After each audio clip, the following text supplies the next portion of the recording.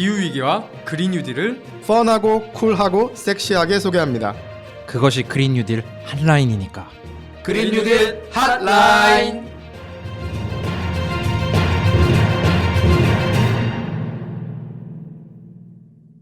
안녕하세요. 기후변화에 대해 한국 정부를 비롯한 각국 정부에서 어떻게 대응하고 있는지 좀 더 자세히 알려드립니다.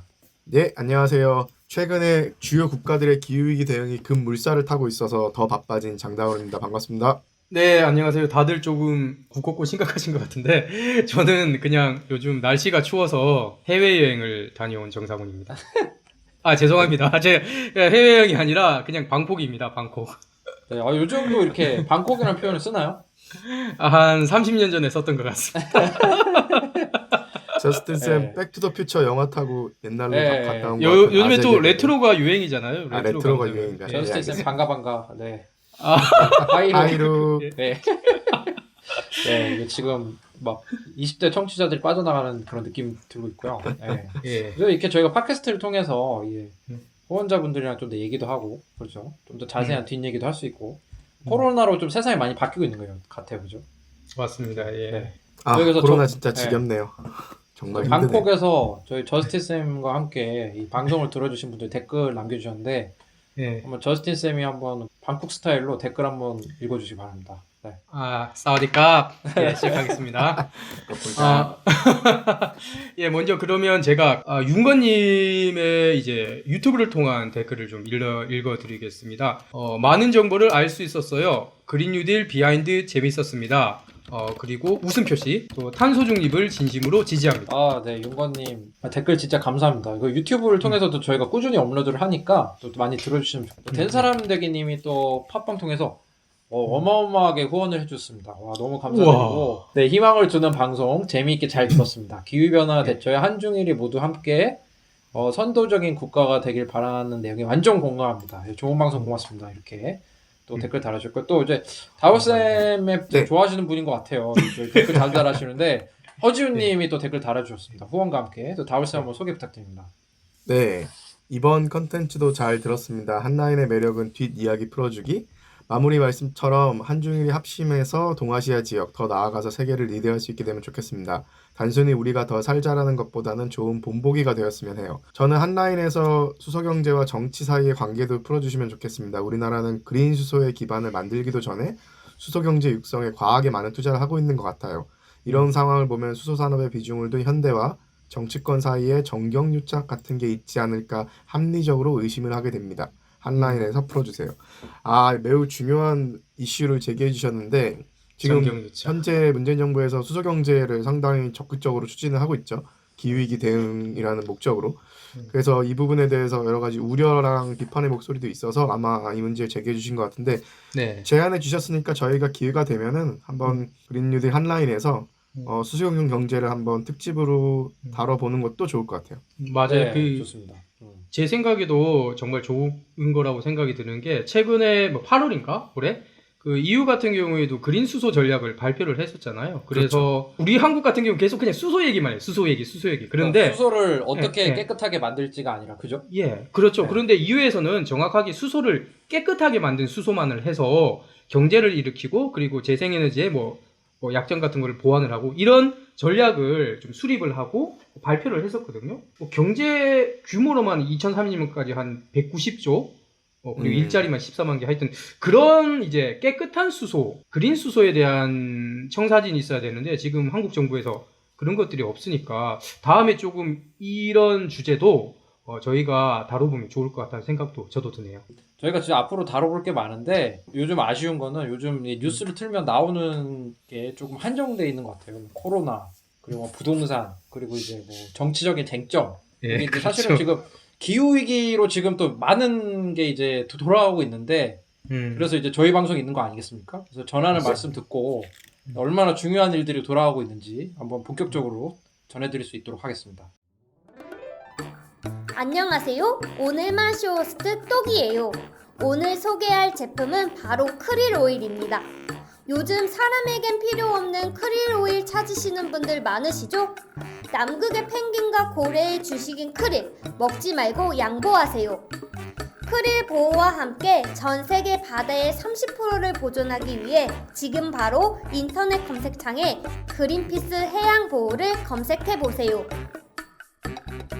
부동산 코로나 정쟁보다 재밌다. 네, 저 그린뉴딜 헬라인 한번 시작해 보도록 하겠습니다. 사실 기후 위기 대응을 위해서 진짜 많은 변화가 있는데 좀 아쉬워가지고 그죠? 네, 한번 저희가 중점적으로 다뤄볼 수 있도록 하겠습니다. 또 다울 쌤이 우선은 국내 소식, 좀 기후 위기 대응을 위해서 어떤 변화가 있는지 한번 다울 쌤이 천천히 소식 전달해 주시면 감사하겠습니다. 네, 지난번 에피소드 때도 저희가 다뤘지만 10월 28일에 매우 역사적인 순간이 우리나라에 있었죠. 네, 10월 28일에 문재인 대통령이 국회 시정연설이라고 하면 내년도 예산을 이제 어떻게 할 건지에 대해서 행정부가 국회에 와서 이야기를 하는 기회인 거죠. 이 시정연설에서 2050년까지 우리나라가 탄소 중립을 목표로 나아가겠다는 즉 2050 넷제로로 한국이 기후변화의 장기 목표를 설정하고 추진해 나가겠다는 목표를 밝혔죠. 그래서 상당히 그렇죠. 중요한 순간이었습니다. 그리고 지난번 에피소드 때 우리가 다뤘지만 중국 같은 경우에는 2060년 이전에 그리고 일본 같은 경우에도 2050년까지 과학계랑 국제사회가 요구하는 이번 세기 말까지의 지구 평균온도 상승을 1.5도로 막기 위해서 2050년까지 탄소 중립으로 나아가겠다는 그런 큰 흐름에 이제 한국이 동참을 한 거죠. 그래서 사실 10월 28일부터 지금까지 한 달 조금 넘는 기간이었잖아요. 근데 정말 이 짧은 기간 동안에 많은 일들이 일어났어요. 왜냐면은 어쨌든 세계 제12위의 경제 대국이고 정말로 세계에서 7번째로 온실가스를 많이 배출하고 있던 한국이 네. 이제 탄소 중립으로 나아간다고 하는 것이 외부에서도 해외에서도 큰 이슈였고 뿐만 아니라 국내에서도 이제 국가의 큰 방향이 새롭게 설정된 것이기 때문에 여기에 대한 후속 조치들이 이제 뒤따랐죠. 그래서 그런 부분들을 자세하게 다루려면 한 10시간 말씀드려야 될 것 같은데 오늘은 네. 짧게 말씀을 드려보겠습니다. 일단 10월 28일 날 문 대통령 시정연설 때 사실 탄소 중립 관련된 문장은 딱 하나였거든요. 2050년까지 탄소 중립을 목표로 나아가겠습니다. 정말 큰 얘기란 말이죠. 그래서 이 얘기에 대한 약간 부속 설명 같은 게 필요했었는데 곧바로 11월 3일에 국무회의가 있었거든요. 여기서 문재인 대통령이 해설서를 들고 나와 본인이 그러니까 이제 28일 날 국무회의는 이제 대통령과 이제 각부 장관들 맞나요? 네, 각부 장관들이랑 주요 참모들까지. 네. 예. 그 국무회의 석상에서 모두 발언이라는 게 이제 그때 제일 중요한 이슈에 대해서 대통령이 직접 발언을 하는 기회니까 여기서 이제 본인이 얘기했던 2050년 탄소 중립이 정확히 어떤 의미이고 무엇을 하겠다는 건지를 자세한 설명을 내놨습니다. 그 내용을 간단히 말씀드리면 그날 문 대통령이 제일 많이 강조했던 게 무거운 약속이라는 결코 2050년까지 탄소 중립을 실현한다는 게 쉽지 않다는 거죠. 이거는 우리가 그린피스에도 여러 번 강조했듯이 지금 우리나라의 에너지 구조에 있어서 화석연료, 석탄, 석유, 천연가스, 화석연료가 차지하는 비중이 여전히 70%가 넘고요. 그 다음에 탄소 중립으로 가겠다는 거는 내연기관차, 즉 휘발유와 경유를 쓰는 차량의 운행이 2050년에는 없어야 되는 거죠. 근데 우리나라에 지금 2,400만 대의 내연기관이 돌아다니고 있거든요. 이런 그러니까 2,400만 대 2030년인가요? 그린피스가 말하는 게 언제까지죠?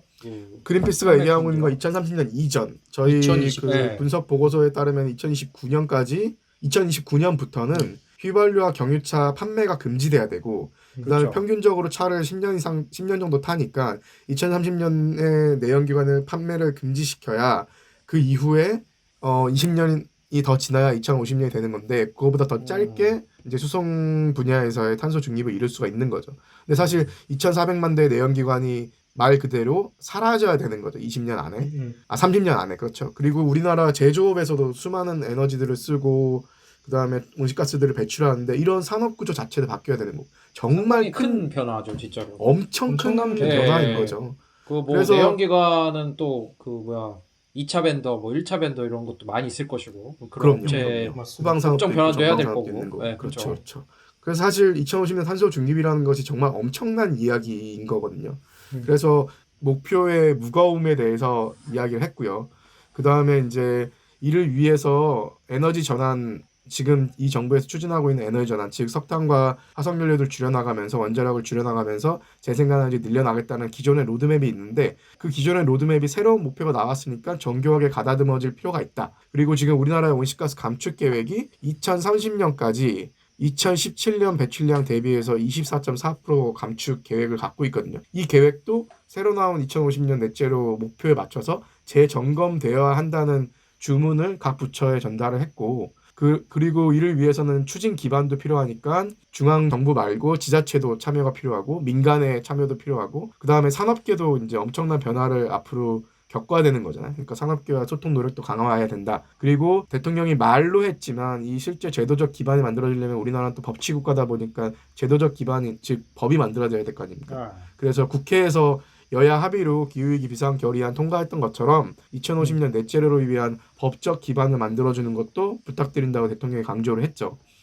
그리고 나서 국무회의가 11월 3일에 있었거든요. 근데 11월 11일에 더불어민주당의 의원 과천을 지역구로 하고 있는 이소영 의원이라고 있어요. 네, 지금 과거에 이제 기후위기 대응의 목소리를 높이던 전문가였고 시민사회에 이번 21대 국회에서 국회의원이 된 분인데 이분이 지금 더불어민주당의 원내부대표랑 그다음에 더불어민주당의 그 한국판 뉴딜 위원회에서 그린 뉴딜 분과의 간사를 맡고 있거든요. 전문가다 보니까. 근데 이분이 대표 발의로 해서 46명의 국회의원들이 공동 발의한 매우 중요한 법안이 하나가 지금 발의가 됐어요. 그 법안 이름이 빼빼로데이 날. 아 그러네요. 빼빼로데이네요. 네. 저 아들이 빼빼로 줘갖고 너무 감동을 받았었는데 네 다시 설명하면 엄청난 법안이 빼빼로데이 날 발의가 되었는데 그 법안 이름이 기후위기 대응을 위한 탈탄소 사회 이행 기본 법안. 좀 어렵죠? 근데 길기도 기본이라고 하고. 하니까 뭔가 약간 그 수학의 정석 같은 느낌? 약간 기본편 같은 느낌? 네. 그러네요.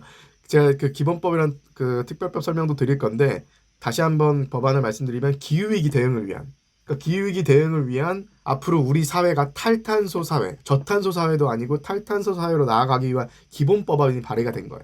사실 이게 우리나라가 이명박 정부 때 만들었던 저탄소 녹색성장 기본법이 있거든요. 네. 이 저탄소 녹색성장 기본법이 에너지법이라든가 환경 관련된 법이라든가 이런 법들에 다 상위에 있는 가장 우리나라의 기후위기 대응과 환경정책 관련된 모든 법안들을 아우르는 가장 큰 법안이 저탄소 녹색성장 기본법이거든요. 근데 이제 기후위기 시대에서 탈탄소 사회로 나아가기 위해서 기존의 저탄소 녹색성장 기본법을 대체할 수 있는 법안을 이번에 발의를 한 거죠.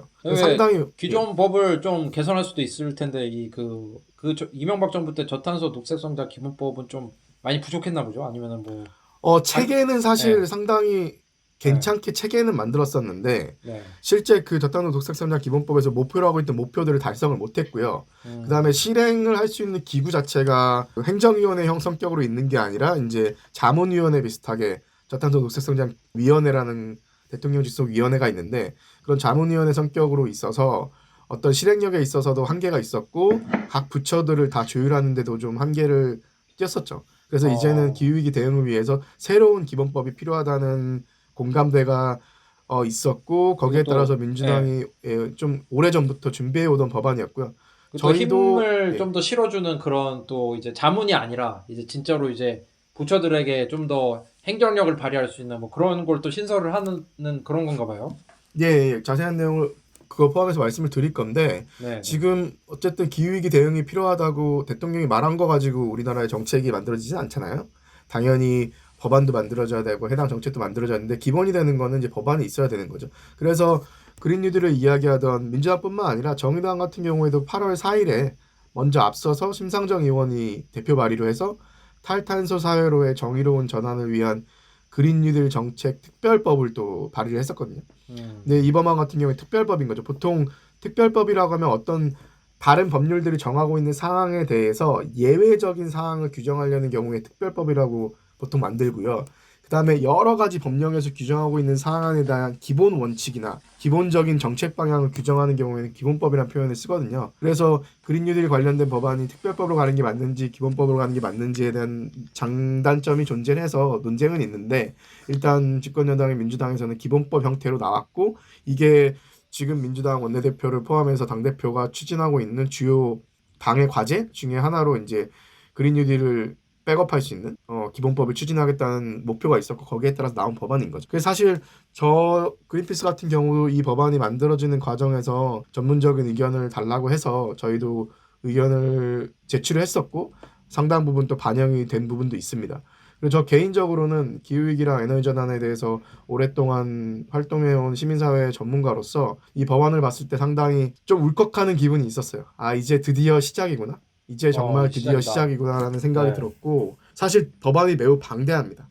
근데 그 의안 정보 시스템이라고 여러분들이 포털 사이트에 쳐보시면 국회에서 제공하는 법안들에 대한 설명이 나오는 사이트가 있거든요. 의안 정보 시스템. 네. 거기에 가서 의안명에다가 기후라는 이름을 쳐보시면 이 법안이 검색이 될 거예요. 기후위기 오. 대응을 위한 탈탄소 사회 이행 기본 법안. 그래서 혹시 그린 뉴딜이라든가 기후위기 대응에 관심 있는 분들은 시청자분들은 한번 이걸 찾아서 한번 내용을 한번 봐보시면 좋을 것 같아요. 왜냐면은 기후위기가 무엇인지 우리가 어떤 목표를 우리 사회가 가져야 되는지 그러기 위해서 뭐가 추진되어야 되는지 이런 것들이 전부 다 총망라해서 담겨있는 법안이거든요. 이거 진짜 그래서 오늘- 꿀팁을 말씀 주셨는데 이제 우리 그린피스에 그렇게 고통받는 그 영혼분들이 이렇게 질문을 많이 주세요. 숙제에 고통받는 분들, 초중 고 대학생. 그런데 지금 꿀팁을 지금 기후 변화 뭔지 알아오래요. 막 이렇게 뭘 하는데 지금 다울쌤이 진짜 완전 꿀팁을 주신 게 의원 정보 시스템에 들어가고 의안 정보 시스템, 예, 의안 의안 정보 정보 시스템. 들어가서 기후만 검색해도 쫙 나온다. 네, 맞습니다. 네, 지금 그 A뿔 받고 싶으신 분들은 집중하시면 좋을 것 같고요. 네, 좋습니다. 그래서 법안이 정말 방대한 내용이어서 다 다룰 수는 없고 근데 법에서 가장 중요한 게 목적이잖아요. 법의 1조가 목적에 대한 이 법의 목적에 대한 건데 이 부분 제가 한번 읽어드리고 싶어요. 이 법은 기후 위기에 따른 지구적 위험에 대응하기 위하여 지구 평균 기온 상승을 산업화 이전 수준 대비 섭씨 1.5도 이내로 제한하는 데 필요한 사회적 경제적 기반을 조성하고 탈탄소 기술과 산업을 적극 활용함으로써 일자리 창출과 국민 경제의 건강한 발전을 도모하여 국민의 삶의 질을 높이고 지속 가능한 탈탄소 사회 구현에 이바지함을 목적으로 한다. 이렇게 돼 있어요. 정말 우리가 네. 그동안 그렇게 시민사회에서 그린피스에서 이야기해왔던 1.5도 목표가 법안에 담긴 게 처음인 거죠. 그거 그리고- 좋은데 탈탄소 기술 이건 나 좀 잘 모르겠는데 아무튼 네. 예, 되게 그래도 그다음에- 이런 게 1조에 딱 했다는 게 되게 감격스럽네요. 네. 네, 그리고 기후 위기도 이제 법에서 처음으로 정의가 돼요. 그래서 법안에 그게 오. 나오고요.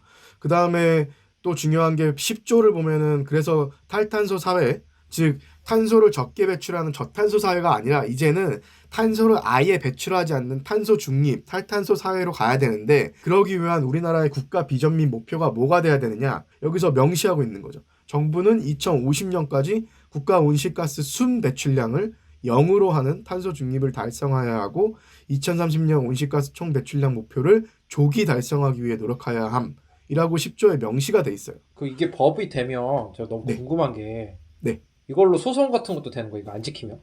이게 기본법을 법에서 정해주는 네. 거고 네. 그 목표에 따라서 하위 법안들이 이제 구체적으로 정해지거든요. 네. 근데 정부가 예를 들어서 그 법을 지키지 않았다. 그럼 거기에 대해서는 저희가 법적 자문을 받아봐야겠지만 제 기본적인 상식으로는 법안에 있는 목표에 대해서 정부가 지키지 않을 경우에 당연히 시민들이 거기에 대해서 문제 제기를 법적으로 할 수 있겠죠. 어마어마한 법이네요. 매우 중요한 법인 거죠. 문 대통령이 연설에서 그냥 2050년 넷제로를 이야기하는 게 중요한 게 아니라 이렇게 제도화시키는 게 한국과 같은 법치주의 국가에서는 너무나 중요한 거고 네. 그래서 자세한 내용들을 사실 한 3-4시간 특집으로 다뤄보고 싶기도 하지만 네. 좀 지루해 하실 분들도 계실 것 같아서 제가 이 법안의 엑기스만 정리를 해드리면 지금까지 우리 사회에서 저탄소라고 얘기되던 이야기들이 이제 탈탄소로 바뀌는 탄소 중립으로 바뀌는 첫 번째 법안이다. 그 다음에 지금까지 우리나라 법에서 항상 기후변화라고 얘기했던 것들이 기후위기라는 용어로 전환되는 첫 번째 법이다. 그리고 탄소 중립 사회로 나아가는 과정에서 영향을 받을 수밖에 없는 기업이라든가 노동자라든가 지자체라든가 그래 정의로운 전환이 필요하다는 얘기를 우리가 유럽 그린뉴딜 얘기할 때도 미국 그린뉴딜 얘기할 때도 많이 했잖아요. 그 정의로운 전환에 대한 정의와 원칙이 처음으로 담기는 법안입니다. 그리고 2050년 탄소 중립 법제화도 들어가 있고 이를 위한 국가 전략을 수립해야 된다고 들어가 있고 이 탄소 중립으로 나아가는 것이 경제사회 구조의 대전환을 의미하고 그게 구체적으로 어떤 내용인지도 다 들어가 있고요. 그 다음에 지금까지는 아까 말씀드렸던 저탄소 녹색성장위원회처럼 어떤 자문 형태, 즉 위원들이 상임이 아닌 거죠, 상근이. 자문 형태의 위원회들이 많았는데 이번에는 중앙행정기관으로 아예 국가기후위기위원회를 만들어라. 그리고 지자체에서도 지방기후위기위원회를 만들고 탈탄소 이행을 책임을 지는 책임관 제도를 또 운영을 하게 됩니다.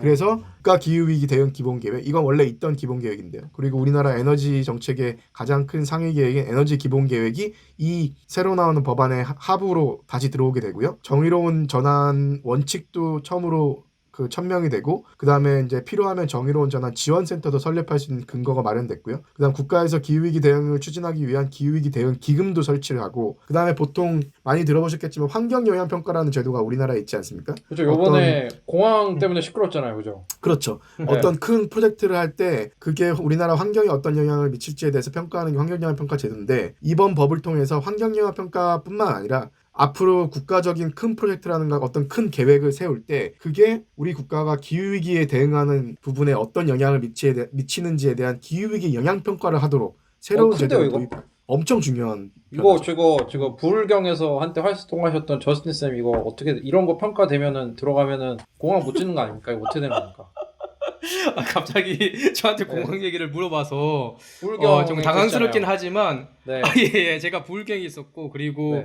사실 이것 때문에 뭐 부산 뭐 경남 지역에서 많이 다툼도 있었어요. 왜냐 네. 이쪽에 있는 사람들은 이제 공항이 지어져야지 또 발전이 된다 이런 인식을 가지고 있기 때문에 그런데 근데 지금 현재 추세를 본다면 사실 비행기에서 엄청나게 많은 온실가스를 배출을 하게 되잖아요. 그렇죠. 그렇다면 2050년 탄소 중립 사회로 가는 대한민국의 목표와 공항을 설립하겠다는 추가로 설립하겠다는 목표는 양립할 수가 없는 거죠. 가능한 지금 비행기의 이제 운행을 조금 더 줄이고 온실가스 배출을 줄여야 되는데 공항을 더 짓겠다라는 게 말이 안 맞는 거고 만약에 기후위기 영향평가가 실제로 이제 법제화가 된다면 당연히 이런 것들을 이제 평가를 해서 공항이 설립이 가능할까? 참고로 안 될 것 같아요, 첨언을 생각이. 하자면 예. 최근에 이제 무착륙 비행이 또 이슈가 됐었잖아요. 그렇죠. 아, 참고하지도 기내식 않는데. 먹고 오는 거요? 그거? 예, 예, 제주도 나 정말 그거 좀 기후위기 이해 안 측면에서 되던데. 봤을 네. 때는 말도 안 되는 짓이거든요. 다만 이제 네. 그 새로운 공항 문제 같은 경우에는 안전 문제로 시작된 측면도 있고 그다음 우리가 장기적으로 지금 항공 분야에 쓰고 있는 항공유를 새로운 연료로 대체할 수 있을까에 대해서도 논의가 필요하고요. 그다음에 지금 현재 있는 공항들이 그러니까 그 지역의 그 지역 개발 욕구 때문에 공항이 늘어나는 경우가 되게 많았잖아요. 과거에. 많죠. 예, 그런 부정적인 수요도 없는데 늘어나는 것은 문제지만 앞으로 우리가 항공교통 분야를 어떻게 탈탄소화 시킬 건지에 대한 큰 그림과 맞물려서 돌아가는 거라서 그 부분에서 접근을 해야 되고 윤탁쌤이 얘기한 대로 이제 기후위기 영향평가가 생기면 이런 큰 국가 계획들에 있어서 그게 과연 우리 온실가스 배출을 줄이는데 어떤 영향을 주는지 또 그것만큼 중요한 게 기후위기 하면은 완화, 즉 온실가스를 감축하는 것도 중요하지만 적응하는 것도 중요하거든요. 네. 그러니까 어떤 특정한 프로젝트가 우리의 적응 능력을 훼손하진 않는지 이런 것들을 이제 국가 단위에서 평가를 할 수 있게 되는 거죠. 그래서 그런 크네요, 부분이 이거. 법에 엄청 네. 중요한 제도적 변화가 들어가 있고요. 그다음에 예. 그린피스가 집중해 왔었던 우리 지금 그린피스는 내연기관 신규 판매를 최대한 빨리 금지시키는 그 제도가 만들어져야 된다고 강조해 왔잖아요. 근데 이번 법안 안에 탈탄소 교통 체계를 구축해야 되고 이를 위해서 내연기관의 판매를 좀 제한해야 된다는 구체적인 시점까지 언급돼 있진 않지만 제한해야 된다는 내용도 들어가 있어요. 그러니까 정말 중요한 법안이고요. 다만 그렇죠.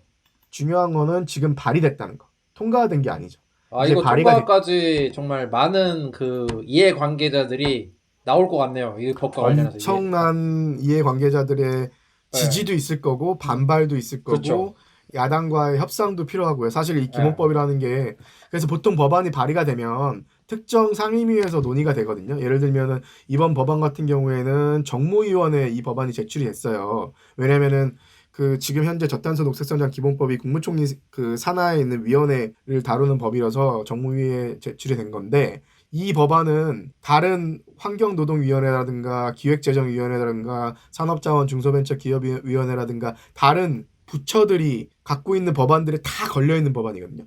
그래서 이 법안에 대해서는 정무위에서 주로 검토를 하지만 연관된 상임위에서도 검토를 해요. 그렇게 연관된 상임위가 무려 7개예요. 그러니까 그런 논의들이 다 모아져야지 바꿀 수 있는 거죠. 그래서 검토하는 데만 해도 시간 엄청 오래 걸리겠네요. 그죠? 오래 걸리겠죠.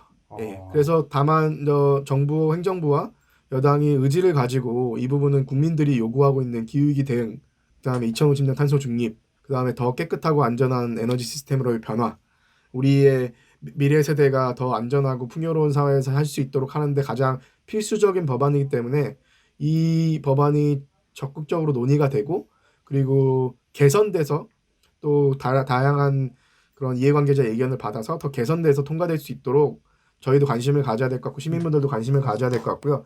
이 법안의 부칙을 보면 상당히 재밌는 내용이 하나 들어가 있어요. 부칙 5조에 일단 1조에는 이 법안은 공포 6개월이 경과한 날부터 시행된다고 돼 있고요. 이거 그러니까 보통 예를 그런 거 들어서 보통 법이다 이런가요? 보통은 이럽니다. 예. 네. 그 다음에 이 법안에 따라서 기존에 있었던 저탄소 녹색성장 기본법을 폐지한다는 게 부칙 2조고 그 다음에 제가 봤을 때 진짜 중요한 조항이 부칙의 5조거든요. 뭐라고 돼 있냐면 정부는 이 법 시행일 당시에 수립된 국가 기후위기 대응 기본계획, 에너지 기본계획, 지속가능 발전 기본계획을 제10조 제1항의 국가 비전에 부합할 수 있도록 이 법 시행일로부터 1년 이내에 재수립하여야 한다. 이게 무슨 의미냐면요. 우리나라는 지금 국가 기후위기 대응 기본계획을 세우고 있거든요. 그래서 2018년도에 세웠을 거예요. 그리고 에너지 기본계획 같은 경우에는 5년에 한 번씩 세운단 말이죠. 근데 지난번에 세웠던 에너지 기본계획이라든가 지난번에 세웠던 기후위기 대응 기본계획이 이 법이 통과되고 나면은 그 다음에 세우게 되는 뭐 3년 뒤, 5년 뒤까지 기다리지 말고 새로운 국가 목표가 생겼으니 1년 안에 다시 세워라 이 얘기예요. 왜냐하면 사실 이 1.5도 목표라든가 2050년 탄소 제로 목표가 올해 나왔는데 4년 뒤에 예를 들어서 뭐 에너지 기본계획을 다시 수립한다. 그 동안에 4년 동안 아무것도 안 한다는 얘기잖아요. 새로운 목표가 나왔으니까 나머지 기존의 계획들 다 뒤집어 엎어서 1년 내에 새로 세워라. 이런 조항이 들어가 있는 거예요. 사실 필요한 거죠. 변화를 위해서는. 네, 근데 또 한숨 소리가 또 들리긴 하네. 또 일하기 싫어하시는 분들은 좀 하시는데, 제가 아들내미한테 빼빼로 사주기 위해서 그날에 이렇게 중요한 뉴스가 있었는지 진짜 몰랐습니다. 네, 근데 네. 생각보다 이 법안에 대한 논의가 뉴스에도 많이 안 나와서 좀 안타까운 부분이 있습니다. 이때 그 공항 얘기 많이 나왔잖아요. 내가 봤을 때 네. 이거 기사화가 될 수 있는데 이 법안 관련해서. 그래서 지금 좋은 지적을 아까도 해주셨고 저도 잠깐 말씀을 드렸지만 제가 한 가지 이제 말씀 못 드린 게 영국 같은 경우에 올해 2월에 히드로 공항 있잖아요. 그 공항을 증설을 하려고 했는데 그게 위법 판결이 났어요 법원에서. 그 증설하지 마라. 네, 그 이유 중에 하나가 온실가스였거든요. 영국 같은 경우에도 우리보다 먼저 2019년에 이 2050년 넷제로로 가기 위한 법안을 그 당시에 이제 개정을 한 거죠. 원래는 80%의 목표였는데 2050년까지 100% 목표로 되어 있고 국가가 그런 의무를 가지고 있는 상황의 법이 이미 있었고 그 이후에 또 이런 이제 공항 증설을 하는데 그 공항 증설을 하는 것이 결국에 아까 얘기한 것처럼 비행기라는 것이 또 기후위기 문제와 엮여 있는 부분이잖아요. 그것 때문에 위법 판결을 받았다는 부분을 봤을 때 한국에서 지금 공항을 증설하는 것도 좀 많은 이제 시사점을 줄 수 있는 부분이라고 볼 수가 있는 거죠. 네, 그래서 방금 저스틴 쌤이 얘기한 것처럼 영국도 갖고 있는 탄소 중립 목표에 따라서 법안을 수정했잖아요. 그 다음에 우리가 여러 번 다뤘지만 유럽 같은 경우에도 작년에 2050년 넷제로로 가겠다고 선언을 하고 거기에 따라서 그린 뉴딜 정책도 나오면서 동시에 유럽도 유럽 전체 차원에서의 기후법을 지금 만들고 있거든요. 그러니까 어떤 정책적인 목표가 생기고 비전이 발표가 되면 당연히 그거를 제도화시키는 법안이 만들어져야 되는 건데 그런 측면에서 이 법안은 지금 문 대통령의 2050년 넷제로 선언이라든가 아니면 국민들의 요구를 실질적으로 제도화시키는 부분이기 때문에 너무나 중요한 법안이에요. 다시 한번 말씀드리지만 그린 뉴딜이나 기후위기 대응에 관심 있는 시청자분들, 저희 청취자분들은 한번 의안정보 시스템에 가서 이 법안을 한번 보시면 우리가 탄소 중립을 가야 돼서 뭘 해야 되는지가 최초로 문서화돼 있기 때문에 이 법안이 통과가 돼야 행정부에서도 예를 들면 문 대통령이 이런 목표를 발표했지만 산업부라든가 기획재정부라든가 국토교통부 같은 경우에 하고 싶지 않은 전환들도 있거든요. 그러니까 그냥 기존의 시스템이 너무나 그 기득권이 세져 있기 때문에 변화하고 싶지 않은 것도 있는 거죠. 근데 국민들을 대변하는 사람들은 그 공무원들은 선출직이 아니잖아요. 그러니까 국민들을 대변해야 되는 사람들은 입법부에 있는 국회의원들인 거죠. 국회의원들이 국민들을 대변하는 국회의원들이 이 부분에 법을 만들면 행정부에 있는 공무원들은 따라갈 수밖에 없는 거죠. 우리나라는 법치국가니까. 그래서 너무나 중요한 법안이기 때문에 꼭 한 번씩 보시고 또 법안에서 부족한 부분들도 있을 것 같아요. 시민들의 눈높이에 봤을 때 이런 부분에 대해서 적극적으로 목소리를 내고 관심을 가져야 이 법안이 잘 만들어지지 않을까 이렇게 생각을 합니다. 빼빼로데이에 통과한 메가톤급 법안 통과 아니라 발의된 발의 그래서 빨리 통과돼야 되겠죠. 결과 있으면 좋겠습니다. 네, 올해 안에 통과는 쉽지 않을 거고 지금 법안이 아직 회부가 안 됐거든요. 회부가 되고 상정이 되면 이제 소위부터 시작해서 수많은 상임위의 논의 과정이 있고 그 다음에 법사위 거치고 본회의까지 갈 텐데 이 과정이 최대한 빠른 시일 내에 내년 안에 마무리될 수 있으면 좋을 것 같습니다. 건강한 그리고- 또 과정을 거쳐서 저희한테 꼭 필요한 법안이니까 네. 많은 지지해 주셨으면 좋겠고 네, 그리고 저희도 계속 모니터링하면서 진행 상황을 청취자분들께 알려드리도록 하겠습니다. 그 다음에 11월 11일에 그런 법안이 발의가 됐고요. 네. 그 다음에 11월 16일에 정기적으로 한국판 뉴딜 전략회의가 열리거든요. 한국판 뉴딜이라고 하면은 그 안에 디지털 뉴딜이랑 그린 뉴딜이 두 축으로 있고, 그 다음에 이제 휴먼 뉴딜적인 성격 들어가 있죠. 근데 11월 16일에 제3차 한국판 뉴딜 전략회의에서 문 대통령이 다시 한번 한국판 뉴딜 안에서 그린 뉴딜이 2050년 탄소 중립을 목표로 나아가는 데 있어서 중요한 역할을 해야 된다를 강조를 했고요. 그 다음에 11월 19일에 환경부에서 그러면은 2050년 장기 저탄소 발전 전략을 어떻게 세워야 되는지에 대한 공청회를 열었어요. 그러니까 이게 무슨 얘기냐면 우리나라가 파리 협약에 의거해서 올해 말까지 한국이 2050년까지 어떻게 기후위기 대응에 기여할 것인지에 대한 장기 저탄소 발전 전략을 수립해서 제출을 해야 돼요. 이거를 영어로는 LEDS라고 표현을 하거든요. 근데 아직 LEDS라는 용어가 낯설 텐데 쉽게 얘기하면 장기적으로 우리나라가 어떻게 저탄소 발전을 할 수 있는지에 대한 전략을 제출하라는 거죠. 그래서 구글에 또 LEDS란 이렇게 검색해 보시면 또 장다울 쌤이 쓰신 글 보실 수 있으니까 네, 혹시 더 궁금하신 분은 찾아보시면 좋을 것 같고요. 소개 감사드립니다. 그래서 환경부가 조회수 좀 지금 올려야 돼가지고 환경부가 저조합니다, 지금. 기후위기 환경부가 기후위기 대응에 네. 주무부처다 보니까 이 2050년 장기 저탄소 발전 전략 LEDS를 어떻게 수립할 건지를 그동안 논의해왔었거든요. 네. 사실 작년에 2050 저탄소 사회 비전 포럼이라는 걸 만들어서 이 포럼 안에 전문가, 시민사회, 청년, 산업계 등 100여 명의 전문가들을 모아놓고 9개월 동안 논의해서 민간이 만들어낸 안을 한번 받은 적이 있어요. 그린피스도 참여를 했었는데 이게 올해 2월에 발표가 됐었거든요. 근데 너무나 실망스러운 결과였죠. 여기 참여했던 저희 김지석 전문 네, 팟캐스트 와서 의원님도 많이 저기 비난하셨어요. 네. 네, 막상 참여해 보니까 정말 네. 기후위기 대응을 하겠다는 건지 네. 말겠다는 건지 정말 어이가 없는 발언들이 안에서 많이 나오고 네. 그다음에 과학에 기반한 야심찬 전략이 만들어지지 않았다고 김지석 전문가님이 계속 비판하셨을 텐데 비판 많이 그게- 하셨습니다. 예. 예. 그게 올해 2월에 공개된 안이었거든요. 그때 네. 그 안에 4가지 시나리오가 있었는데 제일 진보적인 시나리오도 2050년까지 우리나라가 100% 온실가스 줄이는 건 불가능하니까 75% 정도 가겠다라고 그게 가장 진보적인 안이었던 거죠. 그게 그래서 가장 2000 짚고 우리는 넷째로 얘기하는데 그렇죠. 그래서 네. 2062년에 탄소 중립이 가능한 안을 올해 2월에 발표했던 거죠. 그러니까 우리는 그린피스를- 100%를 줄여야 된다고 생각하는데 이제 75% 정도가 가장 최고인 그런 안으로 시민사회나 뭐 이렇게 공청에서 얘기가 나왔다는 거죠. 그러니까 시민사회도 참여를 했지만 정부가 네. 산업계도 참여를 해서 거기서 최종적으로 만든 안이 과학이 얘기하는 것과 전혀 맞지 않는 국제사회가 요구하는 것과 전혀 맞지 않는 한국은 2062년까지 탄소 중립할 거야라는 얘기를 하고 있는 거죠. 정말 말도 안 되는 상황이었는데 이제 대통령이 행정부 차원에서 집권 여당 차원에서 2050년 탄소 중립을 간다고 했잖아요. 그러니까 여기에 맞춘 새로운 안이 필요하잖아요. 여기에 대해서 환경부가 자신들의 초안을 이제 11월 19일에 공개를 한 거죠. 근데 거기를 보면은 2050년까지 재생에너지 발전 비중을 최대 80%로 높이고 석탄 발전을 0으로 만들겠다. 그러니까 2050년 탄소 중립을 가기 위해서 필요한 조건들이 제시가 되어 있는데 뭐 구체적인 내용이 담기진 않았고요. 그다음에 매우 기술적인 접근만 하고 있어서 실제 탄소 중립을 위해서 필요한 정치, 사회, 경제적인 근본적인 변화에 대해서는 담겨 있지 않아서 좀 실망스러운 부분이 있긴 하지만 어쨌든 여기서 말씀드리고 싶은 거는 부처도 지금 기후위기 대응을 담당하는 주무부처도 이제 2050년 넷제로라는 새로운 목표에 맞춰서 계획을 짜기 시작했다. 이거를 강조를 드리고 싶습니다. 김재호 쌤의 한이 좀 풀리셨겠네요. 예. 네, 이제는 조금 만족하시지 않을까. 그 다음에 네. 11월 23일에 또 매우 중요한 일이 또 하나 벌어집니다.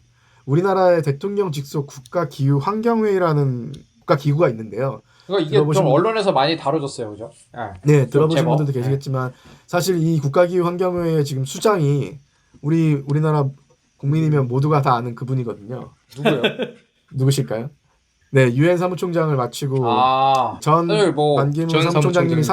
사실 유엔 사무총장으로 계실 때 네. 가장 큰 업적이 2015년 파리 협약을 성공적으로 이끌어낸 게 가장 큰 업적이시거든요. 큰 업적이죠, 진짜로. 네. 그리고 그만큼 기후위기 대응이 필요하다는 이야기도 많이 하셨고, 그리고 한국이 그만큼 기후위기 대응에 있어서는 한국의 국력이라든가 책임, 온실가스에 배출에 대한 책임에 비했을 때 충분치 못하다라는 발언도 많이 하셨는데, 그래서 작년에 우리나라에서 미세먼지 문제가 이슈가 많이 되면서 집권 여당이랑 문재인 정부 차원에서 미세먼지를 해결하면서 동시에 기후위기를 해결하기 위해서 새로운 국가기구인 국가기후환경회에 출범을 시켰고요.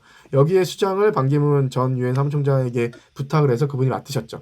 그리고 운영위원장을 전 환경부 차관인 안병옥 차관이 맡고요. 시민사회 출신이신데, 그래서 이 기구에서 뭘 했냐면 작년 9월에 수많은 국민들과 전문가들의 토의를 거쳐서 1차 일단 제안을 작년 9월에 내놨어요. 모르시는 분들이 계시겠지만 사실 이 1차 제안의 핵심 내용이 뭐였냐면, 미세먼지가 농도가 높아지는 겨울철, 봄철 12월부터 3월까지 4개월 동안에는 미세먼지를 획기적으로 줄이기 위해서 석탄 발전소를 멈추고 정말 과감한 정책을 쓴다. 그 다음에 석탄 발전소 겨울철에 최대 14개, 그 봄철에는 최대 27기까지 가동을 중단시켜야 한다. 이런 제안을 작년 9월에 내놓고 이거를 정부가 받아서 적용을 해갖고, 사실 지난 겨울이랑 지난 봄에 그 미세먼지가 줄어든 것에 여러 가지 원인이 있겠지만 중요한 것 중에 하나가 이 계절관리제가 도입된 거거든요. 그 제안도 국가기후환경회에서 처음 나온 거예요. 근데 작년에 그 첫 제안이 나올 때 어떤 얘기를 또 했냐면, 중장기적으로 기후 문제를 해결하기 위해서 중장기적으로 해결해야 되는 제안들이 있는데 그거는 1년 뒤에 내놓겠다라고 작년에 발표를 했었거든요. 그게 올해 11월 23일, 지난달 23일에 그 두 번째 국가기후환경회의에 중장기 정책자에 나온 거죠. 근데 여기에 언론에서는 주로 그 얘기를 많이 했던 것 같아요. 경유 가격이 비싸진다. 네, 경유차를 타야 되냐 말아야 되냐 막 그런 고민. 그렇죠. 왜냐면 이 중장기 8대 중장기 과제 중에 대표적인 것들이 정말 하나하나 다 엄청난 이슈들인데, 그 중에 방금 윤탁sen 얘기한 것처럼 우리나라에 지금 경유차가 너무 많이 돌아다니고 있는데 그 이유가 경유가 싸거든요. 휘발유 대비해서. 그렇죠. 근데 그 휘발유와 경유의 그 비율을, 그 싼 비율을, 상대 가격을 지금이 아마 100대 80인가 그럴 거예요. 100대 85인가?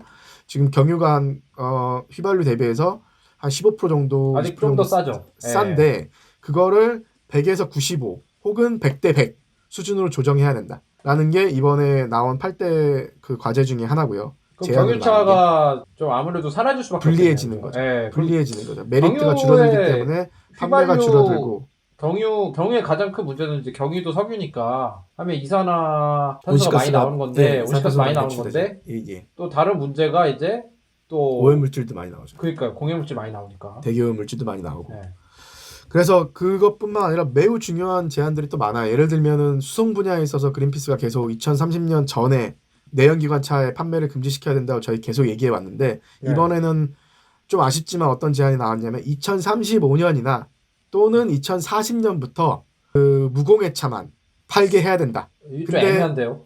동시에 무공해차 혹은 플러그인 하이브리드까지는 팔게 해주고, 그 얘기는 경유차라든가 휘발유차 그리고 플러그인 하이브리드가 아닌 하이브리드 차는 팔지 못하게 해야 된다라 나온 건데, 일단 그린피스 입장에서는 시기도 2035년이나 2040년이어서 너무 느리고요.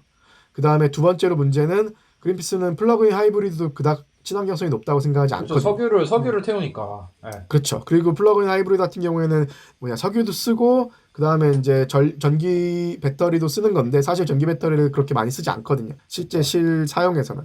그래서 그린피스는 하이브리드 차는 완전히 제어해야 된다는 게 저희 입장인데, 그 부분은 반영이 됐다고 볼 수도 있고 안 됐다고 볼 수도 있는 거죠. 왜냐하면 무공해차만 허용하자는 제안도 했고, 그렇죠. 무공해차에다가 플러그인 하이브리드까지 정도는 허용을 해주자라는 제안도 같이 섞여서 나왔으니까, 국가기후환경회의가 왜 이렇게 또는 이렇게 들어간 이유가 뭘까요? 그게 이제 2035년 정치적인 이유가 있는 게, 어쨌든 국가기후환경회의는 자문을 하는 역할이니까 여기서 딱 집어서 이렇게 해야 돼라고 최종 결론까지 내서 정부에다가 제출하기에는 부담이 됐던 거죠. 그 다음에 이 이슈라는 게 이제 아까 윤탁sen도 말씀하신 것처럼 사실 우리나라에 지금 2,400만 대 그 내연기관 차들 중에서 전기차, 수소차, 즉 무공해차, 전기차, 수소차만 합치면 아직 1%가 안 되거든요. 그렇죠. 그리고 그 수많은 산업들과 거기에 일하는 수십만 명의 노동자분들이 있는 거니까, 일자리가 있는 거니까 상당히 부담스러운 정책인데 필요한 정책이죠. 그러니까 그 최종적인 정책을 결정하는 거는 정부에서 하되 국민들과 전문가의 의견은 이렇다라고 좀 레인지를 제시해 준 거죠. 뭐 실망스럽기도 하지만 국가기후 환경회가 갖고 있는 태생적인 한계라고 볼 수도 있습니다. 그러니까 미국 같은 경우에도 캘리포니아나 뉴저지가 2035년부터 판매 금지잖아요. 네, 그렇죠. 그러니까 결국은 이 방향으로 가게 될 거예요.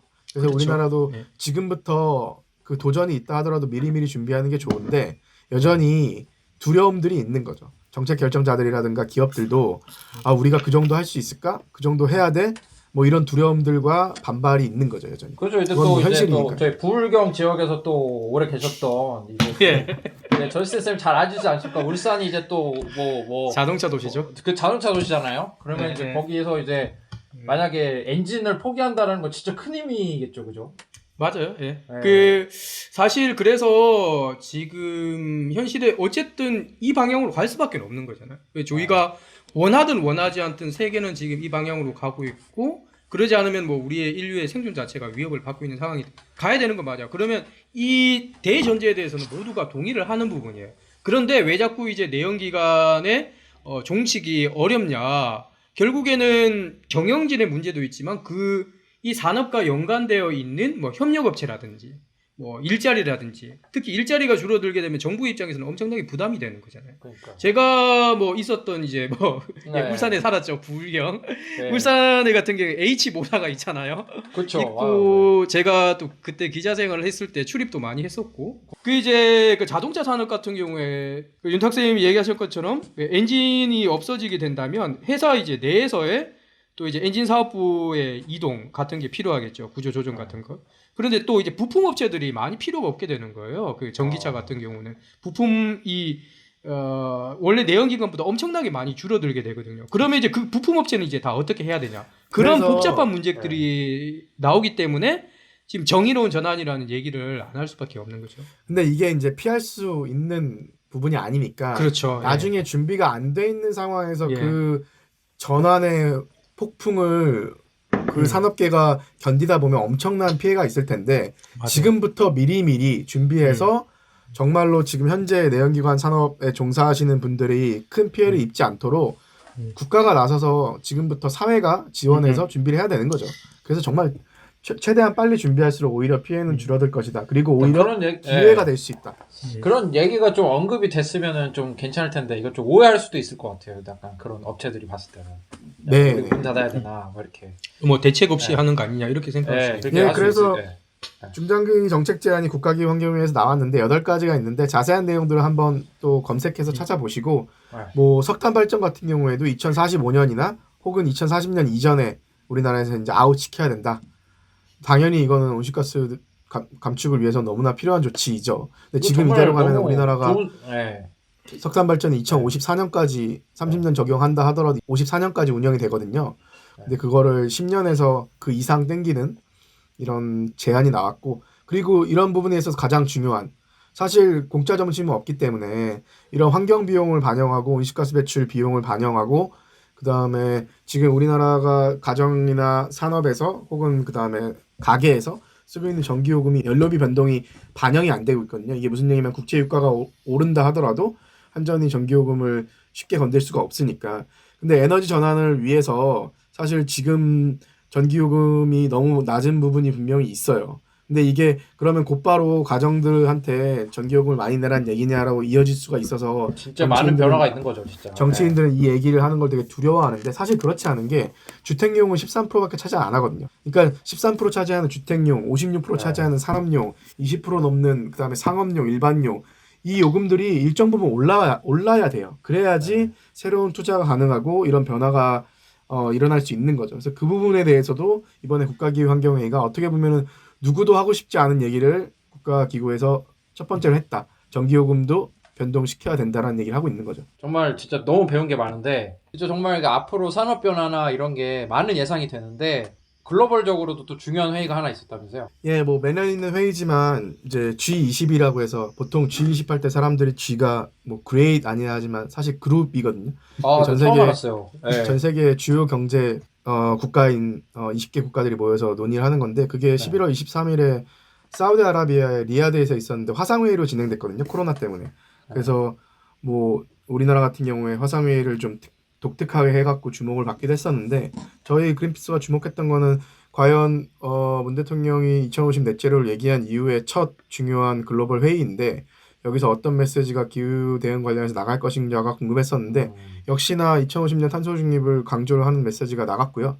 그래서 한국이 탄소 중립을 위해 나아갈 것이고 이를 위해서 국제사회와 보조를 맞추겠다고 강조를 했고 또 중요한 것이 내년 5월쯤에 P4G라고 영어로 P 숫자로 4 그다음에 다시 스펠링 G 들어간 P4G라는 회의가 국제회의가 우리나라에서 열리거든요. 이게 Partnership for Green Growth 녹색 성장을 위한 파트너십이라는 국제회의인데 우리나라가 만든 거예요.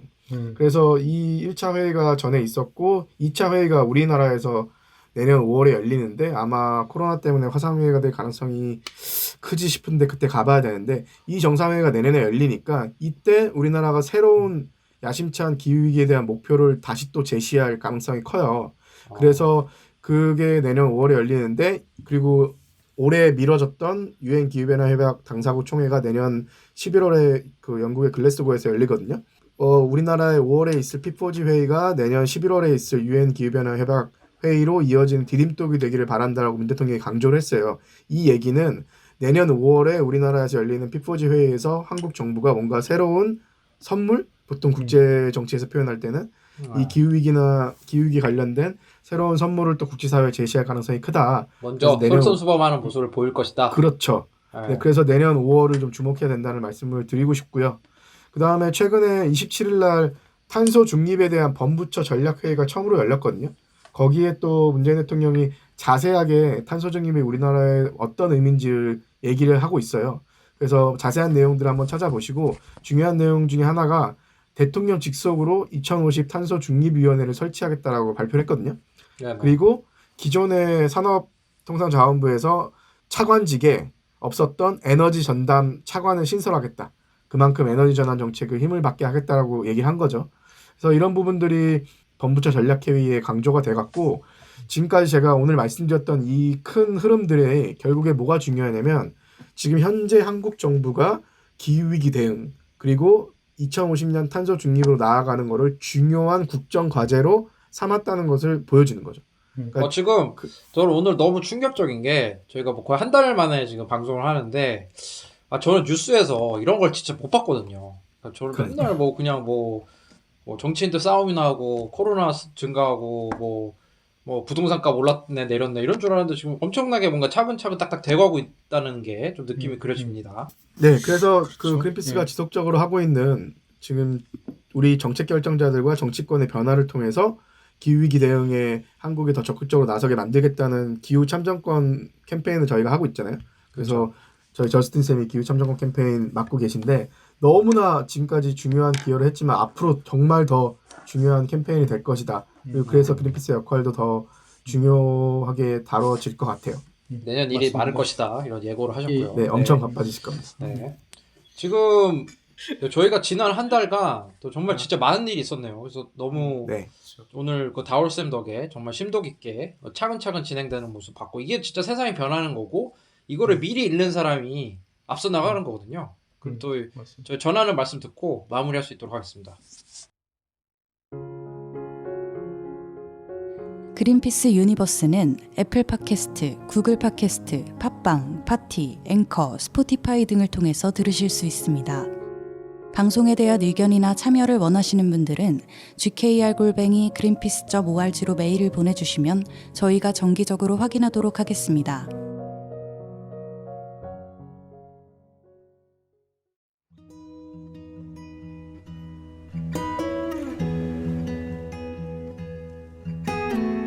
이 방송은 여러분의 소중한 후원으로 만들어집니다. 국제환경단체 그린피스 서울사무소에 후원해주실 분들은 네이버에서 그린피스 팟캐를 검색하시면 쉽게 후원에 참여해주실 수 있습니다.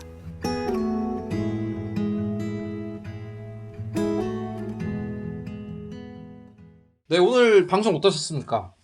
저는 우선은 되게 많은 걸 얻어갔다. 이게 진짜 이게 정부가 이렇게 굴러가는구나. 이거 진짜 거의 지금 이 나이 돼서 이제 좀 아니까 너무 신기하고요. 그리고 이제 이렇게 변화하는 거를 미리 읽는 사람들이 있을 거예요. 그분들은 앞서 나갈 수밖에 없겠다는 생각이 듭니다. 이게 법이 만들어지면은 이제 이쪽으로 가는 거잖아요, 그죠? 오늘 또 그렇죠. 울산 부르경 특별한으로 또 활약해 주신 또 저스틴 쌤 내년에 바쁘실 것 같은데 좀 어떠셨습니까? 그렇죠.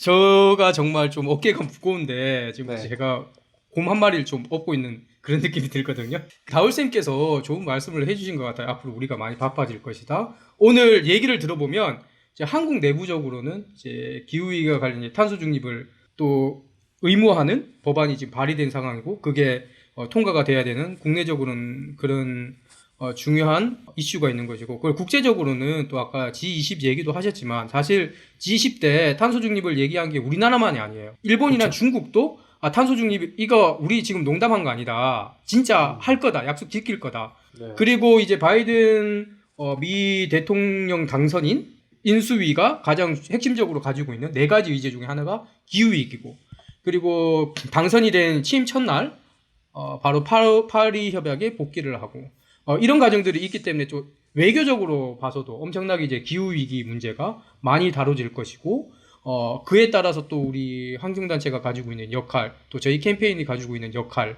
많을 것이라고 저는 좀 생각이 들고요. 그래서 지금 이 방송을 들으시는 분들 더 관심을 가져주시고 많은 의견을 주시면 저희들이 더 열심히 노력을 해서 한국 사회 그리고 또 전 세계적으로 기후위기에 대응하는데 국제환경단체로서의 역할을 잘할 수 있도록 노력해야 되겠다. 그런 생각이 많이 들었습니다. 불경에 멈추지 않고 전 네. 세계로 나아가겠다. 저의 이제 아니, 또 야심찬 목표입니다. 이게 또 그 법안이라는 게 또 누더기 법안이 될 수 있는 거잖아요. 이게 워낙 그 이해관계가 얽혀 있기 때문에 또 시민분들이 옳은 방향이라고 생각하시면은 좀 많이 그런 걸 모니터링 해주고 하셨으면 좋겠습니다. 또 다월쌤 오늘 또 정말 많은 소식 갖고 오셨는데 어떠셨나요? 예, 저는 좀 기대도 많이 되지만 걱정도 좀 많이 되는 상황이에요, 사실. 왜냐면 예. 2050년 넷제로가 얘기되고 나서 지금 한 달 동안에 이런 많은 변화들이 있었잖아요. 근데 지금 논의되고 있는 것들이 정말 큰 이야기들이거든요. 근데 이제 행정부랑 집권여당 차원에서 속도를 내고 있는데 냉철하게 바라보면 이 속도감과 중요성을 많은 국민들이 같이 느끼고 있는가라고 봤을 때 아까 윤탁쌤도 얘기했지만 언론에서 너무 안 나오니까 네. 사실 정말 이렇게 중요한 변화들이 이어가고 있다는 걸 국민들이 체감하고 있지 못하거든요. 근데 어떤 정책이든지 국민들이 체감하고 동의하지 않으면 잘 실현이 안 되잖아요. 그런 맞아요. 측면에서 지금 그리고 정부 정책도 지금 속도가 너무 빠르고 저는 이 괴리를 이 간극을 어떻게 좁혀야 될까 거기서 우리 그린피스와 같은 시민사회 역할은 무엇일까 이런 고민을 요즘 하고 있는데 그 간극이 너무 크게 느껴지는 거는 솔직히 관심장인 것 같아요. 아, 좀 이게 그런데- 너무 빠르다고는 생각이 안 드는데, 그죠? 네, 아무튼. 저는- 빠르진 않은데 뭔가 공감대가 형성이 좀 안 되고 그런데 있다는 거죠. 그 부분은 제가 반은 동의하면서 반은 조금 이제 의견이 다른 게 네네. 네. 정말 빨라요. 빠르고 저도 그런 생각이 들어요. 가끔씩 이게 정말 국민들이 이 그 사안의 중대성, 탄소 중립으로 나아간다는 것은 경제를 확 바꿔야 된다는 거거든요. 그렇죠. 그거를 정말 이해하고 있을까? 그런 생각을 하면서 가끔씩 고민이 들어요. 캠페인으로서. 그런데 또 가끔 저희가 뭐 소셜 미디어란 아니면 이제 시민들하고 직접 대화를 하면서 얘기를 해보면 탄소 중립에 대해서 뭐 아는 거예요. 알고 그렇죠. 네. 내가 생각하는 것보다 더 문제의 심각성, 특히 젊은 세대를 중심으로 해서 인식을 하고 있고 또 고민을 하고 있다는 것도 또 보이고 그래서 한국 민족, 한국인들이 가지고 있는 뭔가 특성 이게 빨리 변하면서 또 국민들 역시 빠르게 이제 흡수를 하는 능력 그리고 빠르게 뭔가 발전을 할 수 있는 뭔가 잠재력도 동시에 가지고 있다. 그렇다면 네, 우리가 그 취향부터 잠재력을 취향부터. 네. 예, 어떻게 찾아가는지 네. 어떻게 이제 함께 할 수 있을지 그게 아마 내년에 캠페인을 하면서도 많은 고민이 되고 그런 이제 시민들이 이 문제에 대해서 더욱더 깊이 인식을 하고 또 행동까지 나올 수 있게 그것들이 이제 필요한 과제라고 생각이 들고요. 가능성이 있다. 미래가 있다. 저는 생각합니다. 또 내년에 또 P4G에서 파지티브 뭔가 의제가 네. 나올 수가 있고 또 이제 네네네. 또 저희가 또 K 뭐 탄소 제로 이런 거 또 생길 수 있지 않습니까? 우리 또 그래가지고 우리 또 K-팝 팬들이 뭐 그런 것도 많이 퍼주고 하는데 약간 좀 한국이 이런 거에 리더십을 좀 놓치지 않았으면 좋겠습니다. K 탄소 제로 좀 또 재밌게 못 봤구나. 아무튼 네. 오늘 너무 방송 풍성했던 것 같고요. 네, 저희가 저희 한국에만 이렇게 소식이 이 정도인데 또 이제 저희가 뭐 다른 나라 소식도 사실 어마어마하게 지금 쟁여놓고 있지 않습니까? 근데 저희가 또 다음 방송은 2021년 새해에 시작을 하게 되는데요. 그때 좀 더 풍성한 내용, 2021년에는 좀 세상이 또 어떻게 바뀔지, 다른 나라를 어떻게 또 차근히 준비를 하고 있는지 좀 더 준비해서 찾아올 수 있도록 하겠습니다. 오늘 방송 참여해주신 다울쌤, 저스틴쌤 감사드립니다. 네, 감사합니다. 네, 수고하셨습니다. 감사합니다.